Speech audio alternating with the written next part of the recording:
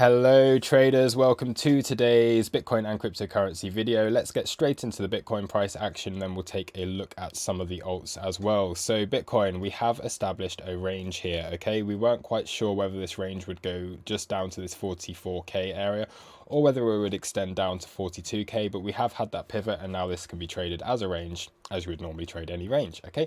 So, really on the macro level, the only thing I really want to go over on this is we do still have the speed fan from our ultimate change of trend up at the highs here. So this is our all-time high down to our trend change at the lows. I'm not looking at this low. I have explained that in a previous video of why I'm looking at this one. And it's basically, this is the point where we change trend. Okay, this is our swing low, but this is where I personally like to pull the speed fan from because I am looking for a trend change because the speed fan shows a trend. So we do still have that weight of resistance coming down upon price at the moment within this kind of golden pocket region of the speed fan. But we also have other stuff, of course, here as well. There's a lot of volume analysis you can do on this, which is also giving us the reason why Bitcoin is stalling out at this point. So yeah, I think that's everything on these higher time frames. Let's just go down onto the more interesting stuff, which is the low time frame chart.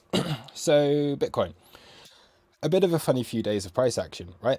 I think a lot of you will agree because what we were ultimately looking for was to take some liquidity, either this low here being the main one. I was looking at a swing failure pattern of this before moving back towards the top of the range, or for the momentum to the downside to continue and for us to come down to this 42k area. Now, neither of those things happened, okay? And this is actually really, really interesting, and I will go over the story of that in just a moment. But we never got this, we never took any liquidity from this, so we did have just a very simple correction, which is significant, okay, because none of our significant lows were taken, which maintains this bullish market structure on a high time frame to the upside.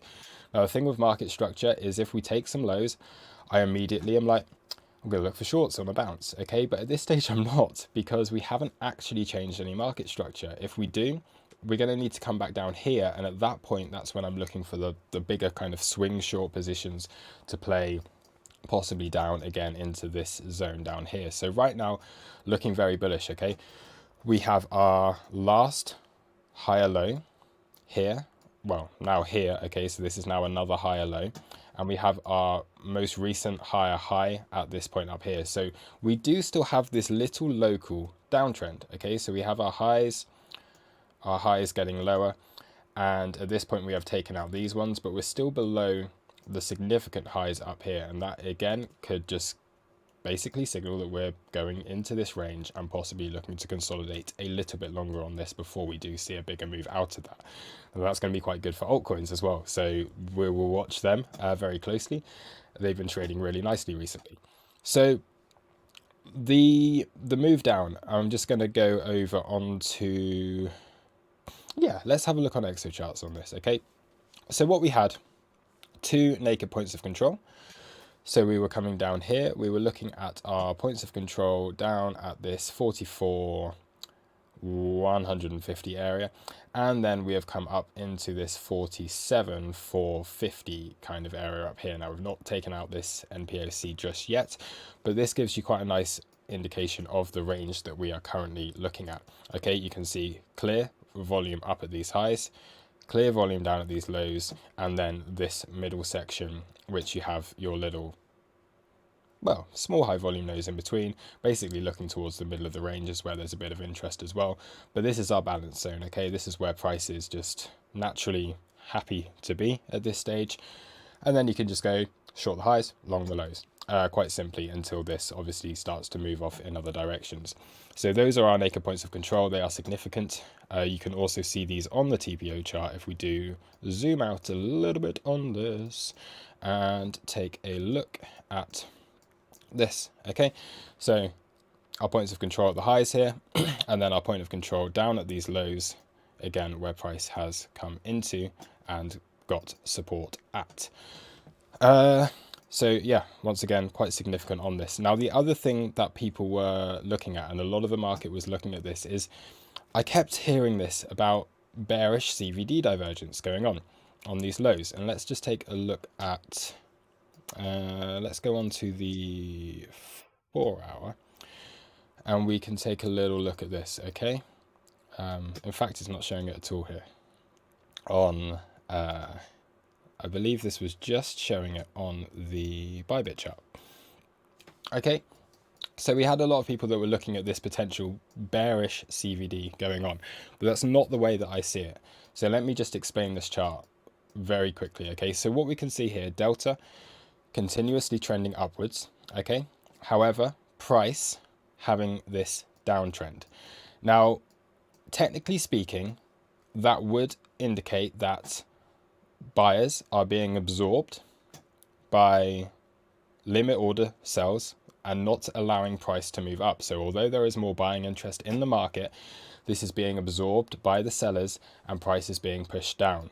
Now that is on each of these pivots, it does give you instances, small instances of bearish divergence, okay? And we have on each of these occasions seen moves down. But when you see a trend like this happening, I do not see this as being a prolonged area of bearish divergence that is ultimately going to lead price to go lower. What this signals to me is that this is taking a lot of effort by sellers to not allow the market to move up, okay? And we've seen this quite often recently where the market has not been allowed to move up, and then at some point it gets released and we have a big move out of that. We have that short squeeze that happens, okay? And this is again what has happened on this occasion. So a lot of buyers, and this is natural, okay? Bitcoin pretty bullish right now, and there is always that tendency with, at the very least, spot. People are constantly DCAing in, people are constantly buying Bitcoin, people are constantly transacting Bitcoin, people are constantly changing altcoins into Bitcoin. There's always this buying pressure on Bitcoin, and that naturally then trickles over onto the futures as well. More often than not, people are looking for longs than they are on shorts on Bitcoin, and that's just the way it is. That's just how a lot of traders like to work. So there is that natural tendency for price to float up if no pressure is applied. But what we saw here, and this is why we were seeing this downtrend, you can see on the delta here in the bid ask, all of this blue, okay, much more blue than we have orange. That means a lot more buying going on than we've got selling. But limit orders consistently pushing price down, not allowing it to get up. And what we have at that point is we come down into these lows with this continued buying pressure going on the market side. So the aggressive participants still continuing to buy, the passive participants at this point still holding price down. But then, as we've seen previously, it gets released. And what I keep saying is it has that beach ball underwater kind of effect. If you hold a ball underwater for long enough, well, even if you just hold a ball underwater, as soon as you release it, it gets a big bounce and it kind of shoots up, right? And that's what we've seen. And it's the same thing that we have seen. And interestingly enough, when you get that, it often happens when you get that shoot up in price, you have open interest increasing just before that point, okay? So this is when the people who have been holding the market down start to fill their long positions where they're happy to fill it. And then we get that big move up in price and open interest just drops, okay? Because you're getting a short squeeze, you're getting shorts stopped, and then ultimately not really an entry into the move up once it does start to move up.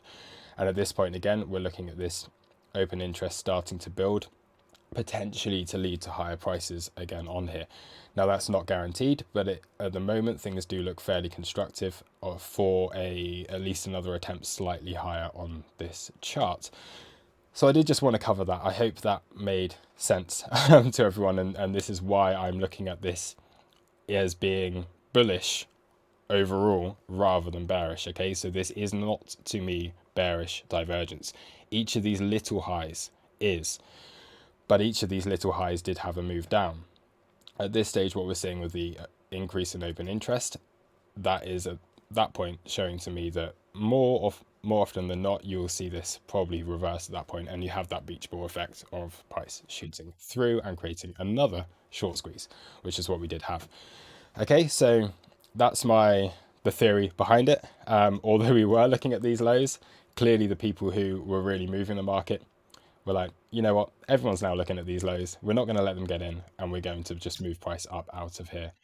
So yeah, my my bias for, I guess, the well, at this point now, the rest of the day and the weekend is fairly neutral now. Okay, so we're still looking up towards this 49k, possibly 50k area as resistance. That could happen. Okay, we could continue this bullish market structure, we could take out these highs, and then we could just do something like this and just extend this range up a little bit with a deviation of the range up at the highs before coming back down to our lows and maintaining these higher lows that we have seen. Okay, that would be kind of the ideal scenario, I think, in this situation, would be to see this market structure continue and to continue trading this as a trend.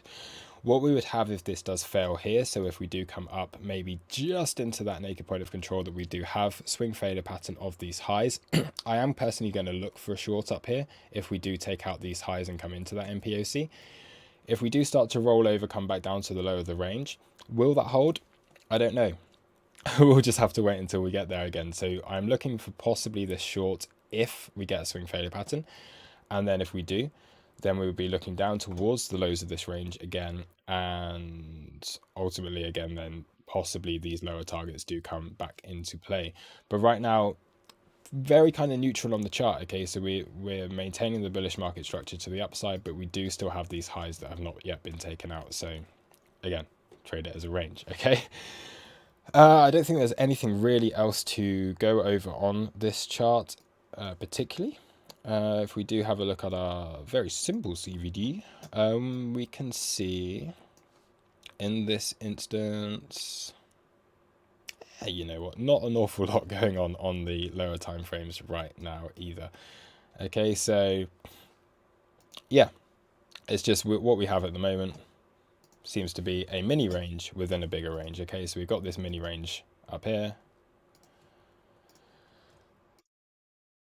trading this mini range here, and once that breaks either to the upside or to the downside, then of course we can take those trades as well. What we do have to be aware of, session VWAP, very flat today. Okay, our initial balance, again, still contained within that, so we are looking at a trending day unless we can break up or down and hold outside of our initial balance. And yeah, on the TPO, again, we're looking very kind of tight little range that we've got going on today. Our daily open down here is pretty good that we're holding above that at this point, but still, as I was saying, contained within this initial balance, and our value area again is very small with low volume on this. To the bearish argument, we do have a potential 80% setup in play. So if we do lose this daily open and we start to drop down, taking out some of these single prints, then of course getting acceptance back inside yesterday's value area would lead us down to much lower targets. So it's just that same kind of thing. Okay, we're trading this as a little range. If we do start to lose, say we have a swing failure up at these highs, we do start to change market structure at this point, we come back inside yesterday's value area, then it would take us down back to the low of this range again. And that's just, yeah, that's what I keep repeating, I guess, on this chart. So enough about Bitcoin. Let's have a look at Ethereum, which did take the lows. Okay, we put an alert onto this. This is what we were looking for. We did take the lows on Ethereum, and we were able to get into that trade on this asset here, and this is on the BTC pair. Okay, so we did get that move on Ethereum, of course not taking out the lows on the ETH/USD chart, but we had already done that at this stage here. So looking again for that swing failure, coming back into our reference point, have our swing failure, come back into our reference, which is these lows somewhere around here, and then we got the bounce off of that. So that was quite a nice little move on Ethereum. Litecoin, another one. We have had a fairly decent pullback on the Litecoin BTC chart. So once again, we were looking at this daily order block as being a potential support, and we are holding at the moment around this level. Okay, so that's pretty good. We're holding this order block. If we do start to see a move down, I am looking at this daily as the next point down, and I would not at this stage want to see this daily lost. Okay, this for me is key support on the Litecoin BTC chart in order to get a move up. Very similar to this, we have our daily level, we have our weekly level on Litecoin, and at the moment Whoa, that looks a mess now. But at the moment, our daily and our weekly currently acting as our support and resistance levels on this.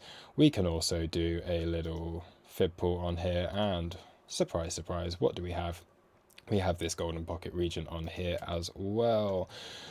If we are looking down at more downside on this, depending on what Bitcoin does, and again what the Bitcoin pairs do, is if we do come back down to the lows of the range, we are looking at this larger golden pocket area and our daily at $156 on this link.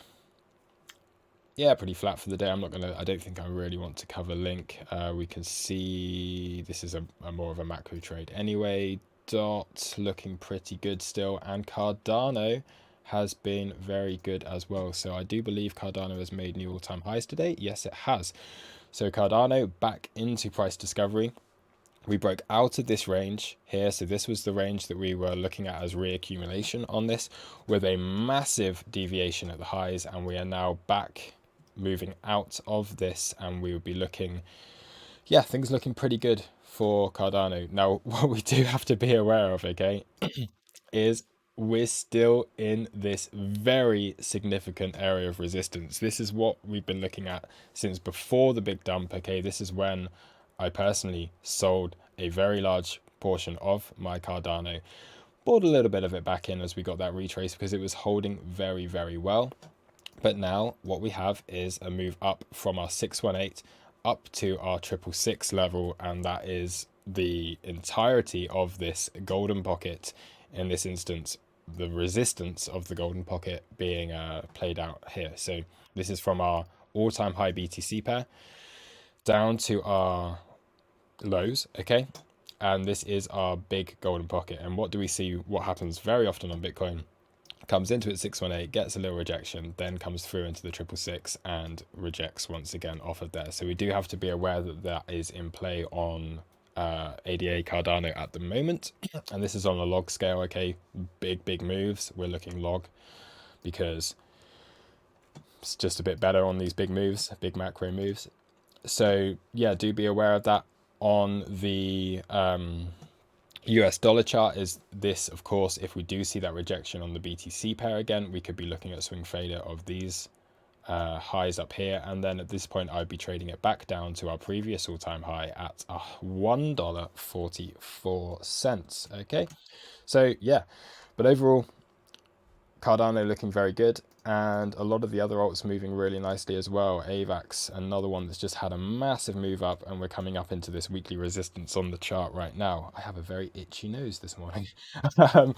RSR, again, moving up towards our targets slowly, but we do also have, I haven't got this one on my chart, but have just spotted we do have a weekly resistance coming up right here as well. This itchy nose is becoming very annoying. I'm going to have to end this video in a minute. What else do we have? Algo, another that we were buying. We were accumulating this, or I was accumulating this down at this weekly level, and that has been looking pretty good. But yeah, overall, alts being alts, they're outperforming at the moment, and I think that will continue for a while longer until we really get some clarity from Bitcoin, whether it does want to get back above 50k and start to really push towards those all-time highs again, or whether we're going to get that deeper retrace on this. At the moment, yeah, it's pretty much anyone's guess at which way this is going to go. I feel that this bull market still has a bit more in it, okay? So I do feel that personally it's more likely that we come up into this area, we play another range around here, and we are looking at all-time highs again later on in the year. I think that's slightly more likely than us dropping down and this being our lower high at this point. But we do have to be aware, okay? We have had this could be a macro high. Yeah, we do have to be aware of that. This could be our lower high that is being put in before we see much lower prices. And at that point, that is major damage to the Bitcoin chart on a macro level. So yeah, I'm not going to talk about the macro on this. I've talked for 20 minutes already, and I think that probably covers everything that I do want to say. So yeah, thank you for watching. I will see everyone on the live stream tonight, And yeah, have a great rest of the day. Happy trading, and I'll catch you all soon. Cheers, guys. Bye.